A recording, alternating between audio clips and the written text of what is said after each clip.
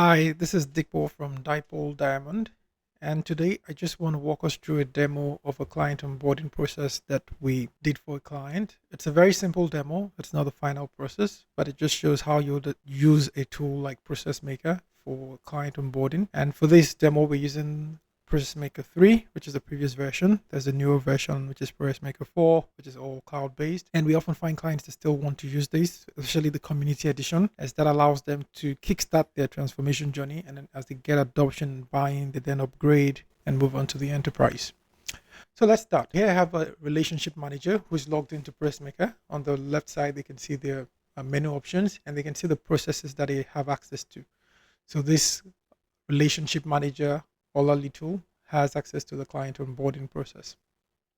To start a request, they would simply select the request and select start case. And this opens the client onboarding form. Now we've kept this very simple. This particular client onboarding form is targeted at a financial services provider in Nigeria, West Africa, and the information is tailored for that. But the concept is still the same. We want to capture personal information about the customer.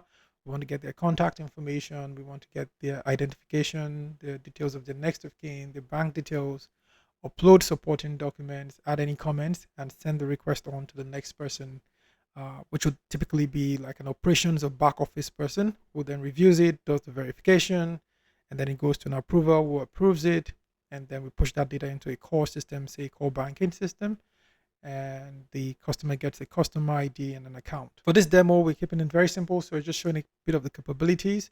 If you'd like to learn more or see how we would typically do integrations or more advanced features, would really love to hear from you.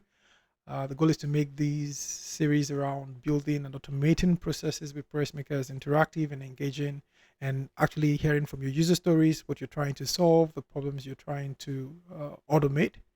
So let's go on. So typically we'll just fill the information. For this, I'm going to just put in some basic information. So let's say our client is let's say Mr. James, and his first name is Samson, and he has a middle name, maybe Paul. Interesting. Let's say James is married and he's male. So I wouldn't fill all of the information, but just some sample information in each of the sections so we can see what that looks like. You want to get his maybe his contact method. So he wants to be contacted by email and SMS. His address, let's say he lives in 123 Main Street.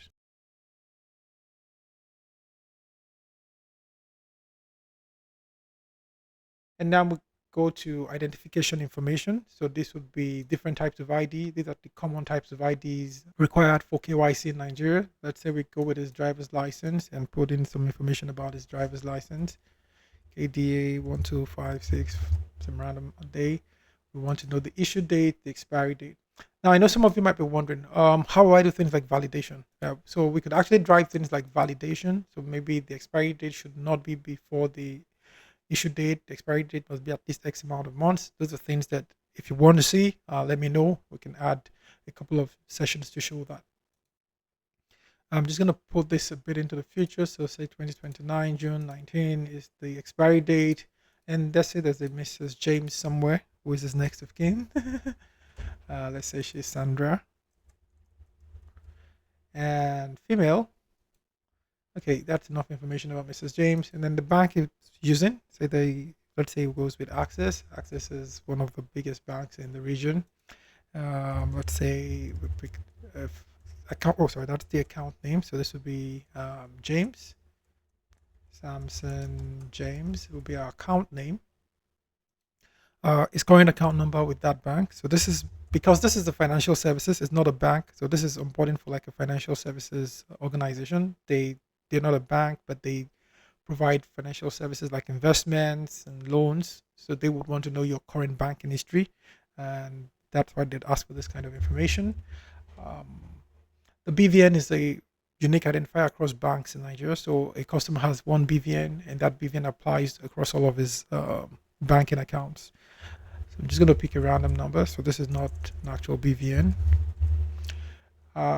Not put any validation in this, just to keep it simple. I'm just going to go ahead and pick one file to show how we will typically attach documents. So you could upload supporting documents, if it's the driver's license, a proof of address, photograph, an application, a copy of the application form if the customer had filled a physical application.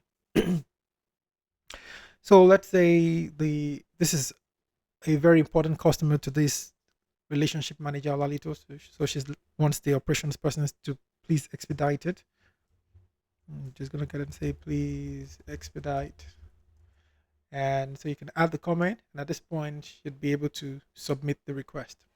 So we'll go ahead and submit this request, and we see the next screen, which is an assignment role. Now, ProcessMaker gives us different ways we can assign requests. This is showing that the next user is unassigned. The idea of unassigned here is ProcessMaker has different ways of assigning requests. We could send a request directly to a person if we know who they are, what we call manual assignment. We could send it directly whereby you choose from a drop down. We'll show an example of that. We can send it directly to someone when we know who the person is. So that's like let's say I already know this request belongs to this person. I can assign it directly to this person. We could do cyclical assignment, which is like a round robin kind of assignment. And then this is self-service assignment. This is very useful for when we are sending a request to a group of users. So in this case, we're sending it to operations team, and we want all the members of any member of the operation team to be able to treat the request. So we don't want a scenario where we send a request to someone and that person is out of office and then it's stuck in their queue. Rather, by sending it to a group, anyone in that group can pick the request, work on it, and move the request along. So that's why it shows us unassigned. And we'll say continue at this point, and it's going to go ahead and send up the request to our operations team. I'm going to log in as the operations user now. So we'll log in out as the relationship manager, and I'm going to log in as the our operations officer. But before I do that, if you look on here, we can also send email notifications. So here we've sent a notification to the operations team saying a new client onboarding request for this user, this customer has been submitted by this relationship manager. Please log in to ProcessMaker to trade. Now, this is something that is customizable. You could make links. You could have HTML and format the messaging as any way you would like it. Back to our application. So we log in as the operations person. And when they log in, they can see their inbox. And the inbox is the request they're working on. You can see this little red thing which allows you to track when the request is due. So things like escalations can be configured. But for the purpose of our demo, let's head on to the unassigned. Now, unassigned is where requests that are sent to a group of users go in. So a self-service group would receive their request in the unassigned. And that's the request we're working on, which is coming for Samson James. And this operations officer can go in and claim this request. When they claim the request, it would show the details that are coming from the relationship manager. They can review it. They cannot make any changes to it. They can download the attachment if they want to. So they click on it, and that downloads the attachment for them to view. We have a nice demo showing one of our plugins that allow you to preview the demo without having to download it. So that's one. I can add a link in the comments to that. And at this point, we'd have a verification task list. So this is slightly different from the screen that the relationship manager had. And that one of the things you can do with the platform is create different experiences and different views for different users depending on their role and the function that they perform in the process. So at this point, they would put in their verification and they can complete the checklist, say ID verified, address verified, photo verified, and any notes that they had on the request. Say okay to approve, checks completed, and at this point they could approve it and send it over to the operations head who would approve the request and onboard it to the core system. They can have different options. So let's say we decide, oh, something is not right with this application. Let's say the photo is off or something was not right. They could also choose to reject the application. And then you could say, are you sure you want to reject this request? If I say yes, it's going to say, oh, you need to provide comments. So we can enforce validations like that. Make sure you provide comments before rejecting the request. So let's say no photo and try to reject this request. If I say reject, do you want to reject this? And then you can see it's going back to the originating user, which is Olalito. Notice it's not unassigned. It knows who sent this request. This request was sent by Olalito, so it's going back there. But for the purpose of our demo, we will not reject this request. So I'm going to go back and approve this request. So let's say everything is all right. Say okay to approve. That's the comment. I can see Olalito's comment. I can see when she sent it, and I can go ahead and approve this request. It confirms that my sure I want to approve it. I say yes, and then we see the other type of assignment that we're talking about. You could assign a request manually, and this is just for when you know who you want to send the request to, but it could be different people, but you want to choose who you want to send it to. So with a manual assignment, the operations person can say, okay, Adara is, so let's say you have a head of operations and the backup, the head of operations is not around, the operations officer is there in the office, they can see who is around, who is not around, and say, okay, Nina, I'm sending you something to please help me approve, and click OK, continue, and the request goes straight to Nina for her to approve. So let's log out Usman here and come back in as Nina. Before we log in, we've also received a new email message, so we could go in and see. Here we can see the request from Musa and notification to Nina saying, oh, there's a request for James assigned to you. Like I said earlier, this can always be customized. So Nina receives the request and logs into ProcessMaker, and unlike Musa Osman, who had to go to unassigned to claim the request, can actually see it right in our inbox, so she can just pick it up and view the request.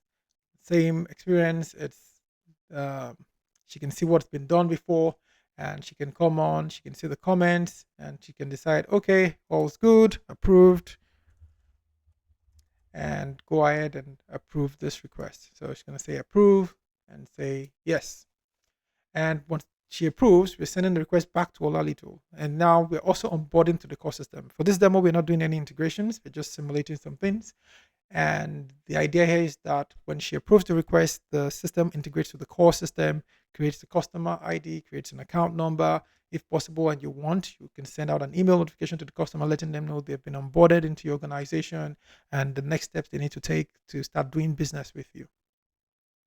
Just keeping it simple here, we'll go ahead and continue to approve this and return as Olalito.